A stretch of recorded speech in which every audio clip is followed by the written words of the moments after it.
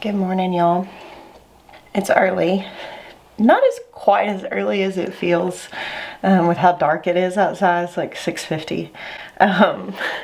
This is the time of year where it is really hard to get up on the morning. It's starting to get cooler, and it feels a lot earlier than it is before the time change. But Ben and Maya are pulling out right now to head to Ben's baseball tournament that he has today. I'm gonna go later. But I have to milk this morning and all of that. I just realized that my kids moved some stuff around. I'm gonna put it back. I'm assuming someone had to refill the sugar jar and took this stuff down. So the last few days I've been just completely immersed on working on my house. And I've started painting a little bit. I've been going through and getting rid of a lot of stuff, reorganizing. But we've made some really minor adjustments. Like we had it was actually the TV hutch that we used in our old house, but we used it in here to like store stuff in the dining room, and it just kind of came out a little too far and made it feel very cramped. And so we replaced it with this shelf, which has helped a lot. And my thing now has been that I've started painting, and it might not be the best time to try to show it because it is dark and all the lights on. Oh, this is my Tiny Things collection. I don't think I've ever showed y'all this before. So it's small. I don't have a ton of tiny things. Most of these are things people have sent to me. So if you have been watching my channel for a while, you may peep something that you sent to me. Like I know when we got our first cow, this little cow was sent to me, and this spilled milk bucket. This is one of my favorite things right here. It's a little collection of tools. And of course, this is just like dollhouse stuff, but they actually work and they're metal. I think it's so funny. And I've got like a little gardening can. And then this is a little metal casserole dish. So cute. A couple of the things in here are things the boys put in, like this little turtle. But yeah. My dad had a printer's tray like this. He still does. When I was a kid, he had a collection of tiny things, and it grew over the years. And I wanted a printer's tray, and I kept my eye out for one. And all my thrifting over the years, I would keep my eye out for a printer's tray. And I found like a couple occasionally that were just in really poor shape, or people had painted them. And so it was like, that's not the right one. And actually, right when I moved to South Carolina, I had been kind of casually looking for a printer's tray for years. I mean, I wasn't like searching them out. I'm sure I could have found one on eBay and paid like high shipping. But I wanted the right one, and I wanted it at a deal, because if something's not a deal, it's just not the right one for me. So I, right after we moved here, like within maybe 2 weeks of moving to South Carolina, I went into an antique store. I ended up making very good friends with the lady who owned it. She's since moved, Miss Anita. Y'all have heard me mention her. I think I've shot videos at her store when she was still here. And her daughter is still here and is one of my very closest friends. But I found that printer's tray, and so I got it, and I started my Tiny Things collection. So I don't have a real strong point of this video other than the fact that I haven't put anything up in like a week, because I have been pretty heavily fixated on working in my house. But yesterday I was talking to Maya, and I was like, if I don't go sow the fall garden, if I don't put some seeds in the ground, like we're just gonna have to buy all our food at the grocery store. So I gotta get on it. I gotta get over the house painting. I can do this after I've got the garden in. So I figured I would have my coffee with you guys this morning. While I wait on it to get light enough to go milk the goats. I have a seed order here. You may have recalled that I did a video and I said I wasn't buying any seeds this fall. Well, my behavior on the Botanical Interest website determined that that was a lie. All right, you want to look at some seeds? I got these from Botanical Interest. They've had a seed sale going on. I don't know what the situation is right now, but they always do really good seed sales like towards the end of the season. So if you have been with me, you've heard me say this 8 million times, but if you haven't, welcome. Let me tell you about seeds. Seeds do not expire. I have a package of multicolored carrots that like haunts me to this day. Now, to be fair, like carrots germination does go down kind of more significantly than a lot of other things. But back when I lived in a neighborhood, when I was like desperately wanting a farm and to garden on a larger scale, and I was literally just growing stuff in the flower beds in my house and in 5-gallon buckets, I spent all my birthday money on seeds. And at the end of the season, at the end of the year, I threw them away because I thought, oh, it's the year that they were for is over. Because you'll find on seed packages, they have a date that's like a sell by date or packed for date. I like that the language is changing on some seed packages. Like this one actually says packed for 2025, sell by 12/31/2025.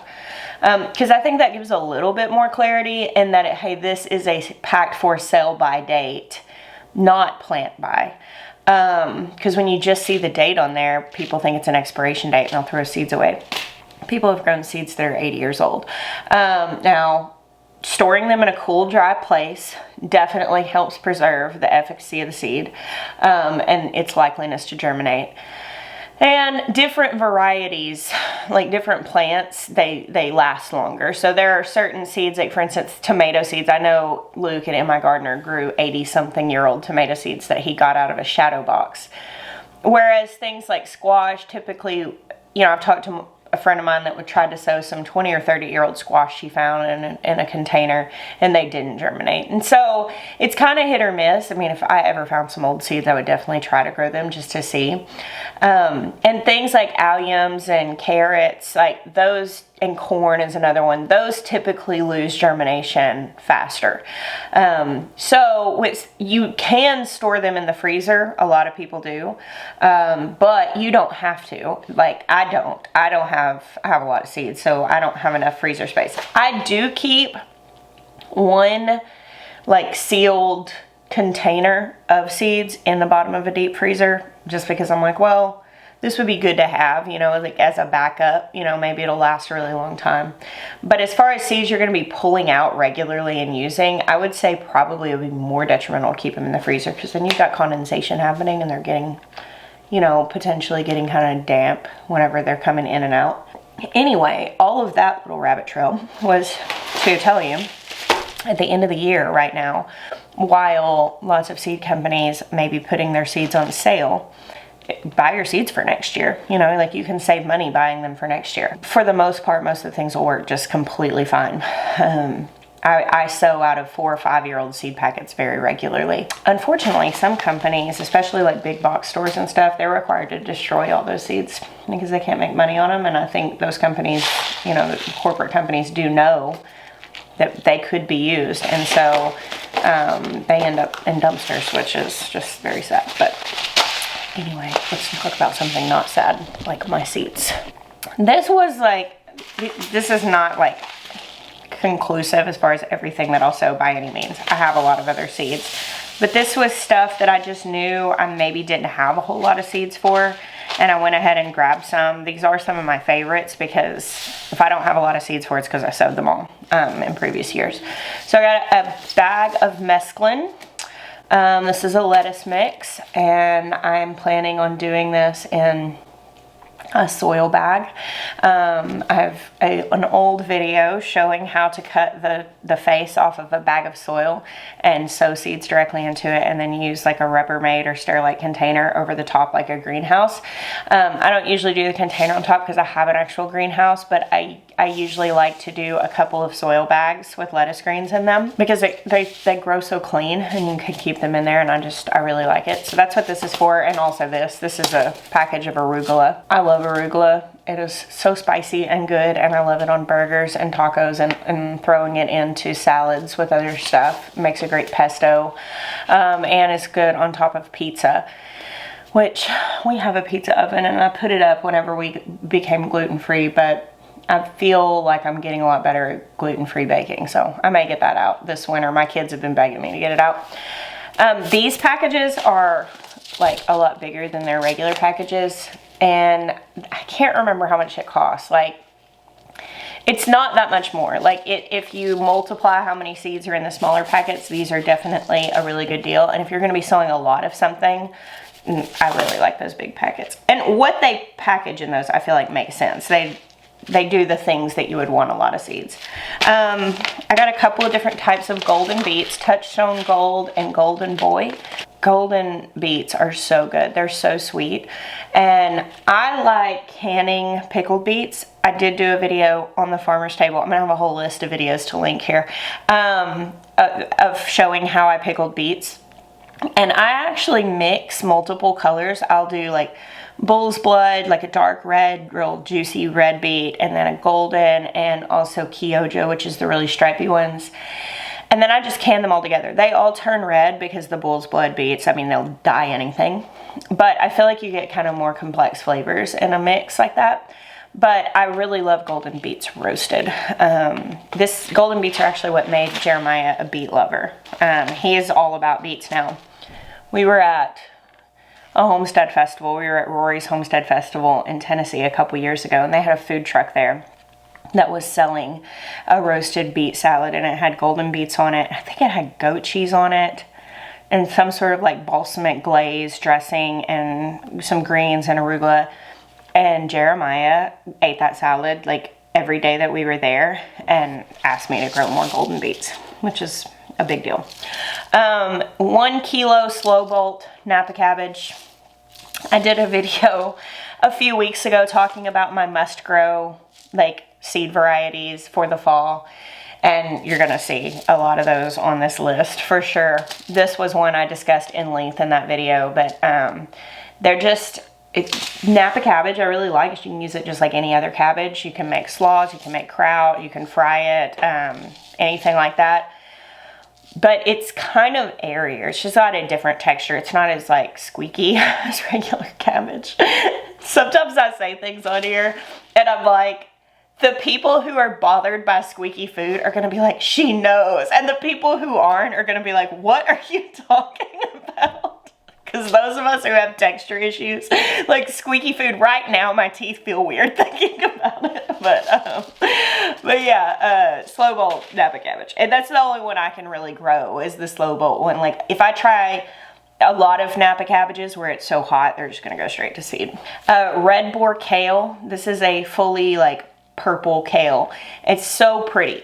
I would grow this just for the way that it looks. And it's hilarious. Like when I'll go to like kind of swanky downtown areas, you know, we'll go on a date night or whatever, and they'll have their big pots, like in downtown Columbia, I've seen it, like just anywhere I've been that I'm in like a kind of hip, cool downtown area, and they've got their landscaping, and I will spot red boar kale or peacock kale. There's a couple of kales that are very commonly used in ornamental landscaping, and I'll be like, that's food, but that's that. It's also really nice to eat.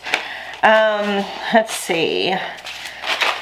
Here, sugar magnolia snap peas. This has been probably my favorite pea to grow since I first grew it in probably 2018. I would say they look like fairy tales. Like they have all these beautiful tendrils, beautiful like pink purple flowers, and then the pods themselves are purple. You can pull them as snap peas, or you can let the peas form in them. They're good both ways. And they are, I would say, maybe this is all peas, because these are the ones that I grow the most. I've experienced it a lot with them, but maybe I would experience with any peas that I grew. They are a little prone to powdery mildew, so you just have to make sure that you don't plant them entirely too close together and that they do have a solid structure. Like they need airflow. Also, that might not be an issue if you don't live in South Carolina or Arkansas, where I have lived the whole time that I've been gardening. Red acre cabbage, by far my favorite cabbage. It's healthy, it's beautiful, it's got this jewel tone purple, and it is so good fresh, it's so good cooked, it stores well. I love it. Oh, that's interesting. This says on here, a sweet and sour cabbage recipe inside the packet. I do appreciate that about Botanical Interest. They give you a ton of information with their seeds. I got these for Will. These are round black Spanish radishes. They're very good, but Will raved about these the last time we grew them. He talked about how much he liked them. They're also just really interesting. They're black. Like a lot of times when you have garden varieties, flowers, or different things, and they're called black, they're actually just really dark purple. And these are actually like quite black. And that, the novelty of that, you know, I like growing things that are black. I think it's really cool. I've got, I guess, a little bit of a goth garden vibe, which is hilarious because I have been the most colorful, bubbly person you'll ever meet my whole life. But for some reason, I just love a moody garden. These are pretty spicy. They got some bite.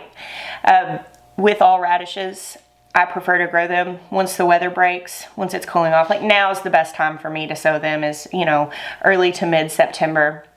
Because the cooler nights, even though it's still warmish in the day here in South Carolina for the next month at least, the cooler nights keep radishes from becoming too spicy. If I were to try to grow them when it was warm out, I probably would not like them as much. I kind of, with any sort of root vegetable, if you grow them when it's cold, they're gonna put all of their energy into the root because they're trying to store energy. And the way that plants store energy is they produce and store sugars. And so when we pick them when it's cold, the leaves, the roots, the things that we grow in the cool weather, they have much sweeter flavor when it's cold outside because the plant is trying to store energy to live through the cold so that it can then produce its seed when it warms back up, because the plant is just trying to procreate. That's its whole goal. Since we know that, we can grow things whenever it best suits us. So this is radish time for me. This is where I grow lots and lots of radishes. We eat them fresh on lots of different things. We roast them. They're a great substitute for potato. Roasted, quarter them, oil, salt, pepper in the oven. You can put them in soups and they mellow out a lot. They kind of take on more of a potato mildness. And that's good because as we get into the winter, our potato harvest that we harvested is starting to dwindle. I don't have great storage for my potatoes. One day I'll have a root cellar and maybe they'll last longer, but they start really sprouting like kind of mid-winter. And then we really lean into things like radishes and turnips and stuff like that. Here's a couple more kinds of radish. This is the watermelon radish. It's white on the outside and red on the inside, and it's got like a green layer on the outside, so it kind of has like the watermelon look. This is actually my favorite to pickle, but you can do it you can do it any kind of way. You can do all the things that I just mentioned. I just think that they're so pretty pickled, so I like that. And then French breakfast. If I had one like workhorse radish, this is it. I like to harvest them a little on the smaller side when they're still really soft. This is probably my favorite one to eat raw because it's not quite as like bold as the other ones. White lady turnips. There are several different varieties of white turnips, and anytime I see them, I want them. So this just goes into the collection. I can't even tell you which ones are which once I grow them because I don't ever mark them. So I just haven't met a white turnip that I didn't like. So I don't know why I feel the need to purchase every one that I see. They're so sweet, and you can julienne cut, like matchstick cut white turnips and put them in like a fresh salad with like arugula, some other greens. And I like to do like a dressing with like emulsified oil and lemon juice and some fresh herbs and just like shake it real good till it gets kind of creamy. And you can even put just a tiny bit of something like mayonnaise in it that's got egg that's going to add creaminess. And anyway, make a dressing like that, and then with cut up turnips. The turnips almost taste like apples whenever you cut them up like that, and they're grown in the winter and they're sweet. And so I love white turnips because they kind of substitute my desire to have fruit in my salads. I like fruit in salads, so that's why I grow those. They're also just really good. A lot of times another thing I'll do with turnips is I will cut them up and like put a bed of turnips and rutabagas down and then like roast a chicken on top of them. And so all of those pan drippings, they just soak it up, and they're not crisp when you do that. Now you can take the chicken off, stir the kind of mushy chicken fat turnips up, and then put them back in the oven for a little while to kind of just give them a tiny bit of crispness. Just watch them to make sure you don't burn them. I do that some, but they're not going to be as crispy as if you just roasted them on their own. But they're so tasty. A couple kinds of carrots. This is actually something that I need to get to it. And so I kind of like dragged my feet through August because I was focusing on the house and we were having just a hard time on the farm. And now this week, I really needed to do this stuff and I didn't do it. So this coming week, I got to get the seeds in the ground because I'm going up to New England this next weekend for the Homesteaders of New England conference, and I'll be gone for a handful of days. And then when I get back, it's kind of going to be too late for some things. Dazzling blue kale. This is a really pretty kale. It's very nice. It's like a dino kale type, lacinato, and it's just it's got like this deep purple rib. And also dino kale, I like to pick it a little younger when it's a little more tender. It gets a little squeaky when it gets older. But I just think that this is so pretty. Romanesco cauliflower. Grew these like crazy last year. These are the ones that have the like really cool spirals on them. And then some Georgia collards. Actually, I didn't grow collards last year. But this is kind of a staple around here. Like, you'll pass people that have like entire fields of collards here in South Carolina. It's a big deal. So yeah, there's my little seed collection. I've had this and I haven't opened it because I wanted to share it with y'all. And now that it's open, I'm going to put it by the front door so that I'll remember that I'm going to sow seeds after baseball today. Yesterday I was in town with my boys. Asher had driving school because he's about to start driving. Y'all see my paint color? I love it. It's so pretty. The brown that I put on the wall over there, the name of that paint is called Gardener Soil. But I had another one I was going to get, and I saw that one, and I'm like, this one will work, and it's the name, and I can't remember what this greenish gray is called. I'd have to look it up, but Dusty Olive. The can was sitting right there, so I looked at it. Yesterday I was going to go get paint for my bathroom, and I was like, no girl, no paint for you. I didn't do it. I did not go buy paint because I was like, you have to sow the garden. Isn't that crazy? It's probably the first year in a very long time that I've had to like make myself do it. And burnout's just a real thing. Like, and it's okay. It's like a completely normal part of gardening. I've said this so many times to people. Like, I quit the garden pretty regularly. Like, I throw my hands up. I mean, one particular time I remember I got stung by 3 wasps in one day. And I remember just being like, forget this. Forget gardening. I'm done. And I like walked in the house and like Jeremiah came in and I was in an apron. I'm cooking. He's like, I thought you were going to work in the garden today. And I was like, I quit gardening. And he looked at me and I like hold my arm up and I've got these big stings swelling up. He's like, okay. He knows. I'll start back. Like, it's not like I quit it forever. I just quit it that day. And this season, the farm has been a little overwhelming. And it's okay. Like, you know, that's the thing with these seeds. Listen, I'm going to sow one of the tunnels full. I'm going to have lots of seeds left over. And if I'll plant some food. We're not going to starve. I'll be very glad to have whatever I plant. But then I'll rest and conserve energy and let myself miss the thing. So whenever spring rolls back around, I guarantee I'll hit it with a vengeance. Because, you know, sometimes you really do need some absence to make the heart grow fonder. And so the pressure to constantly be on and in love with something and passionate about something, that's just not real life. And I am the most passionate gardener that I know. Honestly, like, I love the garden so much. I am thrilled about plants. I love my garden. I love looking at anybody's garden. Like, when I meet people at conferences and stuff and they're like, can I show you my garden? I'm like, yeah, you can. Like, I'm the person who slows down and gets honked at in traffic because I'm rubbernecking on gardens. Like, I love looking at gardens. I love gardening.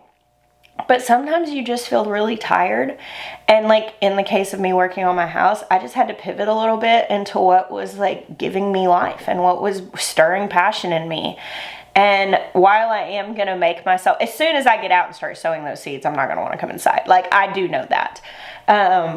But I'm going to force myself to do it because I want the food. I will be really mad at September Jessica come December if I'm having to buy all our produce at the store. But I I'm gonna push right now past the discomfort and make myself do it, and then I will find the joy again and I'll be glad. But I'm also taking it fairly easy when it comes to trying to produce a bunch this winter. I have a lot of food stored. I have comfort in that. And honestly, like, I really want to get my house in order because that's what I feel like I need to be doing right now, and that's okay. So I did enjoy looking at those seeds with you guys, though. I needed that. It's gonna give me my oomph to get out there and get it done. Thank y'all for hanging out with me this morning. I'm gonna finish my coffee before it gets cold. And bless you. Until next time.